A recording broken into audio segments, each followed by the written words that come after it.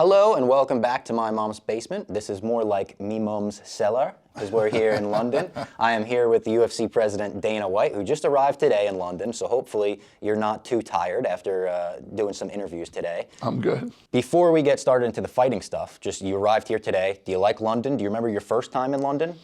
Oh yeah. Yeah, I remember my first time in London. Let me tell you what, London 22 years ago was a lot different than London Your now. first time was in 2000? Yeah. For a UFC fight? Yeah. Do you remember the card? Or what the main event would have been? No, and I don't think we were here for a card. I think we were out here kicking around, looking to put on an event over here. Making the deals first time or something? we came over. Yeah, Lorenzo and I came over here.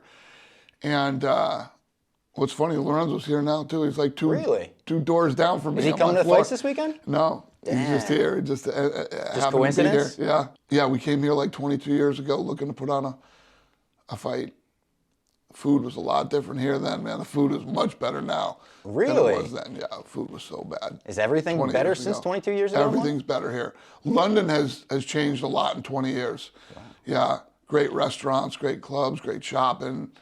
It's a fun city now. Wow, yeah, I'm looking forward to like exploring myself. And before we get into the fighting stuff, I also want to bring up that I think I could probably put an attempted murder charge on you for making me get VR and try and thriller the fight.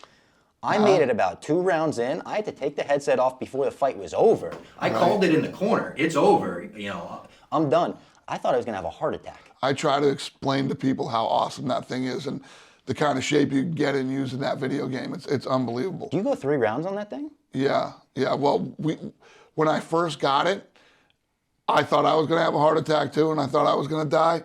And I kept using it, and it really does get you in really good shape. I couldn't keep my hands up by the end of the round. It's awesome. I went Max Holloway. I was like, let's just fucking throw down, dude. Let's go. And I just started swinging. But yeah, it's awesome. So that. do you play it now? Do you like it? I play that. I got a Darth Vader game. You know, I'm whipping up the lightsaber, slicing people up. I got a climbing videos where I could watch. I'm climbing a mountain with Alex Honnold. Maybe your friend Jared Leto will be in the next one. I saw he was at the fights after we did the interview. Yes, He's just coming all the fights in Vegas. I'm telling you, man. He's a diehard fan. Unreal. Paddy the Baddy. We're out here for Paddy the Baddy, obviously. What did you make of the hotel confrontation that he had with Ilia Topuria the other day? Well, I only saw, what I saw online. Yeah. I don't know a lot about it. Yeah, I know they got into it, threw some food at each other. Yeah, Paddy's eggs went flying. When you see something like that, do you immediately like reach out to the fighters? Do you just reach out to security and say, make sure you're on them? What's that like? Nah, this team is a well-oiled machine. Yeah. These guys handle it. They got it all taken care of. I don't need to be calling people. I don't need to be calling security and saying, hey, make sure that doesn't turn into that's what security's here for. I saw the security guys with Paddy last night, and they were using like military terms. They're like, the eagle has landed. They're like for real about it. But you don't like scold, quote unquote, scold the fighters for that, or like you don't get, are you angry with them? Like, no, you're just like part of the game. What do I say all the time? This is the fight business, man. A lot of bad stuff, mean stuff. A lot of bad words are said to each other, a lot of mean things, a lot of screaming, yelling, food throwing. Did you know they had issues coming into fight week? Did what? Did you know that they had issues coming into fight week or no? No, I had no idea. Yeah. Did they? Yeah. Coming in, yeah. Just over like Twitter. They were going back and forth on Twitter and whatnot. Got it. What was the most security that the UFC ever had for a fight? Was it McGregor-Khabib? Yeah, 100%. And it still broke out. Still, and we were ready for it. Yeah. We were expecting it. We were ready for it, and yeah. Looking back, is that the craziest night that you guys ever had in terms of like someone jumping out of the cage for an attack? Nah, even as as bad as it got, it never really got that out of hand. True. Separated right away. Yeah, we got it under control fast enough. And if you watch the tape on that, there's a couple of guys that didn't move fast enough, and they could have grabbed Khabib before he jumped over that fence. Yeah. And yeah. One of my favorite.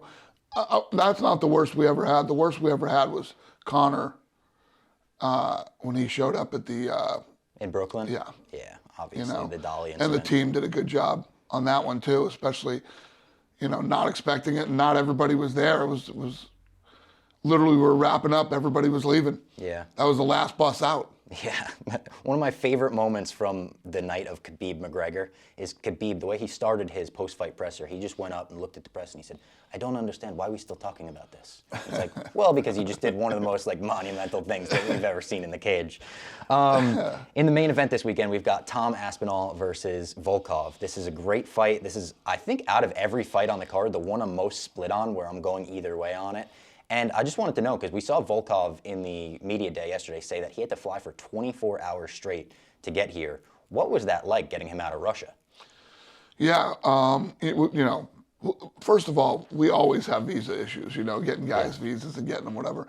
But one thing I must say, think about what's going on right now.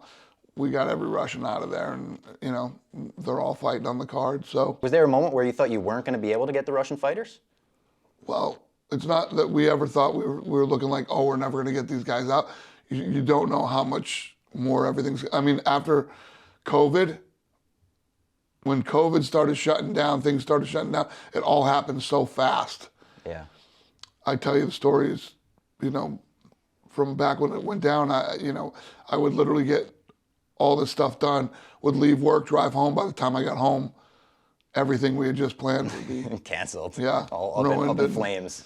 Yeah. So it wasn't anything like that. Yeah. You think if we see a big showing from the UK fighters on this card and they have a huge night, that maybe the UFC could return to the UK before the end of the year? I think we're planning on coming back here before the end of the year anyway. Awesome. Yeah. I saw Paul Craig maybe making mention of that the UFC was kind of throwing out feelers. Yeah. Yeah, I think we're going to try and come back here again before the end of the year anyway. Awesome. And Darren Ravel and Jake Paul, we had a hypothetical about them last interview where I said if you had to spend an hour in a room with either of them, who would you pick? You picked Jake Paul. So I'm going to kind of flip the hypothetical. I'm going to say if you had to spend 24 hours in a room with any fighter in the UFC roster, who would you actually want to pick? Who do you think would make that a fun time? Most of them. I mean, there aren't many people on the roster that I dislike. And I don't even know these days if there's anybody I do dislike. Back in the past there was, but Till and Hamza, now that they're BFFs, you know what I mean? Yeah, you three, the I'm three actually going to go stooges to in that dinner room. with those two on Sunday. Get out of here. So I'll let you know. Yeah, Maybe it's those two. That's I'll a good let pick. you know next time we I see need to you. see a picture of the three of you guys together, because that's MMA fans' favorite friendship in the world right now. It really is. It It's mine started too. with It's hilarious. Till and Mike Perry. Remember, they were boys at first when Till said, do you want to go spa? And he said, do you want to go to the spa? And he was like, no, want to go spar. He was saying it in his accent, which, oh my God, the Scouse accent. I spent some time with Paddy and his team. I was telling everyone. I understood about 10% of what they said over 2 hours. It was pretty tough. Yeah, he's got a hardcore accent. He puts on everything. Till and Hamza FaceTimed me when I was getting on the plane, and we're going to go to dinner on Sunday. What did they FaceTime you to say? Just what's up? Yeah, I think so. I don't know, because Till had been in Vegas, and I hadn't seen him since he'd been in Vegas, and they FaceTimed me when I was getting on the plane. So, wow, it's got to take balls to FaceTime the boss. I think I would never FaceTime Dave unannounced. That I would get fired. I think. Yeah. Yeah. Come on. Is he that bad? I mean, he's not bad, but you don't FaceTime the boss Why unannounced. Oh, Who the fuck is he that you can't FaceTime him? Give me your phone. Give me your phone. Who the fuck Do you want is me he? to pull him up? Yeah. Who the fuck is he that we can't FaceTime him? Oh, jeez. I don't think he's going to pick up.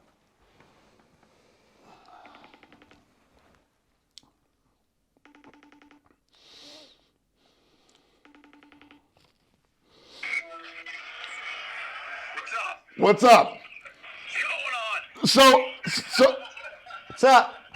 Got him? he said he can't FaceTime you, that he'd probably get fired. He said if I ever FaceTime my boss, he'd probably fire me. No way. Listen, I knew he was in London. I mean, I figured it was you or Paddy, one or the other. All right. I had to hear that from you. I didn't want to hear that. I'm a Portnoy fan. I didn't want to hear that.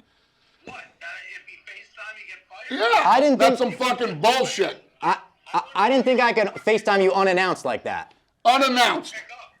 If he wasn't in London, I wouldn't pick up. There you go. Well, that's a different story. All right. Not picking up and firing you are two different stories. If he fired, just wouldn't pick up. Okay, that's fair enough. All right. Good seeing you. You too. Bye. I can't believe he picked up. But I guess he knew I was in London, like he said. Oh my God. Yeah, my heart was racing as you were calling. I was like, Jesus Christ, this could be bad for me. I got another hypothetical for you. If, God forbid, someone came down to you and said, you have to leave the UFC tomorrow. You can't work for the UFC anymore, but you get to pick your successor. Who would you pick to take your place on 1 day's notice? Well, it's funny because I see people say that all the time. And, they think that this guy or that guy. But it's people who really don't know fucking anything about this business. Yeah. And there's so much more. What we do, there's a formula to what we do and why we've been successful. And there's one guy that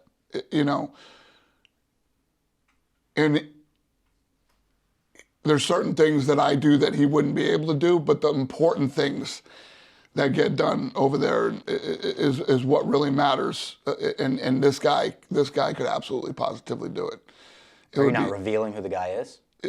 Well, nobody would even know who the fuck he is. Oh, a behind-the-scenes guy. Yeah, he's a behind-the-scenes guy. Interesting. Yeah, because the names that people throw out are like, people say like Daniel Cormier could take over, and it's like, I don't even know if he wants to take over. I think he's having fun doing commentary. Yeah, Daniel Cormier couldn't do it. Damn, I'm sorry, DC. I love Daniel, but Daniel couldn't do it. I want to ask you about the last pay-per-view. We saw Colby Covington versus Jorge Masvidal, a huge grudge match. Colby beats him, pretty dominant fashion. There was that one moment in the fight where Masvidal really had him rocked.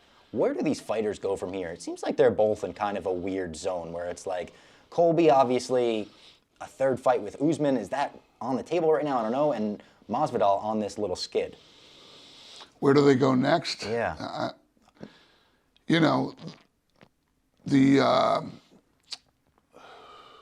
There's fights to be made for those guys. The bigger question is, Colby, after winning now, he's the second best guy in the world at 170 pounds. What does he want to do next? Where does he want to go? Does he want to keep fighting guys at 170? Does he want to try to move up? Does he want to try to move down? I don't know. Yeah, I saw Chael Sonnen saying that he should move up and try to challenge Israel Adesanya, saying that Israel Adesanya needs a challenger like Colby Covington right now. He's saying he needs someone that will hold up their end of the deal, really sell the fight, really go at him with animosity. How do you feel about that? But he couldn't go there and just fight Israel Adesanya. He'd have to take out like a Whitaker or somebody like that, and that's tough to do. He'd have a hard time with that, I think, 100%. because it's like he feels like, we were talking about it on our Spin and Backfist podcast, where it feels like he is very comfortable at 170, and we see 185ers have trouble taking Adesanya down. So it's like, it would be a tough weight move, but the fight itself would be interesting from a storyline perspective, of course. Yeah, it is impressive how Israel's wrestling has, it's unbelievable actually. Yeah. Coming from kickboxing and being able to wrestle the way he does now. And if he gets taken down, he gets up. Yeah, right up. Another thing, what is next for Howlerhead Whiskey? I see a lot of Howlerhead all over the place. I see the cars wrapped. Anything new in the works? We just launched here. Yeah, we just launched. Launched in London. Yeah, a few days ago. There you go. Yeah. There you go. That's what's next for Howlerhead. Francis Ngannou just announced he's going to be out for 9 months with knee surgery. Are we thinking probably an interim title again? Yes, probably. Do you like or dislike having to make interim title fights? Because I feel like the narrative is that the UFC loves throwing an interim title on, but I feel like it might not be the same case with you. Like, you'd probably just rather have Francis not have surgery and go to defend his title, right? I'd rather they don't exist, but you have to have them. Yeah. They're a necessary part of the business. You got to have them. Yeah. Do you feel like you've had more interim titles in recent years than in the beginning years of the UFC, and that's just by nature of more fights? Or? I don't know. That's a good question. I mean, obviously, there's way more fights. That we used to have 5 fights a year. Now there's 44 fights a year. So, I don't know. It's great for page views for me to be able to say, title on the line this weekend. So keep it coming for me. Yeah. Listen, and if it's not the champ, it's the next best guy. So, and when the champ comes back, you immediately fight a guy that's already fought the number one contender, and there's no question who's the number one guy when you got interim champ versus the champ. Have you heard from Stipe or John Jones in recent months? I personally haven't, but that doesn't mean that the matchmakers haven't talked to him, and I'm sure they have. But, those are two guys you'd be looking at. Two guys that obviously everyone's super interested in. Are we getting a UK-themed Fuck It Friday this week? No, it won't be. It won't be. It won't be UK themed. Who do we got to fire for that? Missed opportunity. Yeah, the problem is that Fuck It Friday's so big that I have to get it done. So we got it done before I came That has to here. be way bigger than you could have ever imagined, right? Like It's a food bigger, thing? It's bigger than anything I post. It's the biggest thing that I post. The thing does between 3 and 4 million views. Do you have any say on what you're going to eat, or is the chefs bringing something different to you every All week? the say on what we're gonna do. Yeah, but so they'll bring me like 25, 30 different things. And Okay. We'll pick the ones that we think are the most fun. And are you trying to pick things that are just out there and weird, or are you trying to pick things that you're like, I don't know, that might be good? Like, I don't want to bite into something disgusting. No, both. Yeah, this isn't Fear Factor. I'm not looking to eat anything gross, man. We're looking for stuff that's fun and good. Yeah. What was, I think I asked you what the best thing was. I saw recently you had the Mountain Dew wings, and you said they were actually good? They're really good. That's They're really crazy good. to me. The Mountain Dew wings blew me away. How good they were. You guys got to try that. And you dipped them in Cheetos too? Yeah, You had one was Mountain Dew Cheetos and one was the Mountain Dew ones. And I actually expected to like the Cheetos better because you think the Mountain Dew is very good. That's crazy. Yeah. How about the soda out here has no sugar in it because there's a sugar tax. Did you notice that? No. Like you can get a regular Coke, but like if you order a Coke, they're gonna bring you a zero sugar one. Oh, no shit. Yeah, I didn't realize that until I got here. I A didn't know that bit of a culture shock for a Yank like me. Yeah, I didn't know that either. Are you a fan of the UK chocolate? I know you're a big sweets guy. Oh, yeah. The chocolate's very good here. That was the first thing Paddy said to me. He said, you guys in America, you have shit chocolate, bread, and milk. You got to try some new stuff. So I tried a Galaxy bar. Really good. He's claiming their milk is better than ours. Yeah. You know they leave the milk out on the counter like all day here. What? Yeah, For real? I think so. That's a thing? I think so. There's Yeah, room temp milk? yeah, I think so. That's insane. Yeah, I might be wrong, but I'm pretty sure they do. Another thing Paddy said But to me. yes, their chocolate. That's all they talk about too. Oh, yeah. Yeah, the Europeans always talk about how Our their chocolate's chocolate's so much better than better. our Our chocolate. Kit Kats are better. But, yeah. but their chocolate is pretty good. When I tried it, I was like, all right, I gotta admit, this is Legit, great. right? You can't deny it. Yeah. He was also telling me, this was an argument me and Paddy had last night. He said chocolate's not candy. He said chocolate's a different thing. Candy is more like Smarties or Sweet Tarts or the gummies. And chocolate is its own separate category. Would you consider chocolate candy? What category is it? Chocolate. He says it's its own category. I'm like, no, you go to a candy aisle, you're gonna see a Hershey bar, you're gonna see a chocolate bar. It's candy. Yeah, it's a candy. I hate to break it to them. Yeah. Beatles or Stones? Stones. Really? Oh fuck yeah. Are you not a Beatles guy? No. It's not that I don't like the Beatles. It's not that I don't like the Beatles. The Beatles have some good music, but the Rolling Stones are fucking, you know what I mean? Yeah, I'm a Beatles guy myself. Yeah. I'm going to Abbey Road right after this. Take a Are picture you walking really? across the street. You know, I got to do the touristy shit. I'm a huge Rolling Stones guy, though. I love the Rolling Stones. Would you say they're your favorite British band or band from the UK? Are they my favorite? I mean, they're one of the all-time fucking greatest bands ever. Literally just saw them. When they were in Vegas? No, Bob Kraft threw a private party, and the Rolling Stones played, and I flew out Get for out it. of Yeah. here. Private party was like for 100 just people. like a nothing? Just him celebrating? Yeah, him celebrating COVID being over and people being together again. Unreal. 100 people. Yeah. And the Rolling Stones performed? Yeah. Was that one of the coolest concerts you've ever seen? Without a doubt. Being in a small room like Without that? a doubt. It was Holy incredible. shit. Do you like Oasis? Yeah, I like Oasis. Oh, that's cool. Yeah. I didn't know you were an Oasis fan. And then are you into any other English or British candy like that you would say if an American's coming over here, that's what I would try? The candies? Yeah. I don't know. I know you're a big sweets guy. I am a big candy guy, it's true, but All over the UFC office. I don't- Infamously in Abu Dhabi, broke a tooth. yeah, that's right. Yeah, you're good. You are good. Yeah, no, off the top of my head, I don't know any of the candy over here. I know some Canadian. Canadian Curly candy? Whirlies. Really? It's Canadian candy. It's called the Curly Whirly. Is it like a gummy or chocolate? No, it's caramel and chocolate. Ooh. It's very good. Paddy told me his favorite candy bar out here is caramel and chocolate, and it's called Whisper Gold. Whisper Gold. Yeah, so look out for that. You gotta And try that. All right. one final question for you about our guy Paddy Pimblett. How excited are you to see his walkout at the O2? I'm more excited to see his fight. Really? Yeah. I mean, I'm excited for his fight too, people but the keep talking walkout, about the the people are walkout. going to be bumping, boom, boom, boom. You know, the crowd's going to be, Yeah, it's going to yeah. look like a rave in there. Listen, the crowd's going to be insane for every walkout and every. I'm excited for the fights. The level of talent on this UK show of fighters from the UK, the best it's ever been, and I'm excited to see what they're going to do on Saturday night. I am too. Thank you for the time. Thank you. Oh, you don't leave the milk out, he says. No. No, we've got a fridge. We've had the fridge.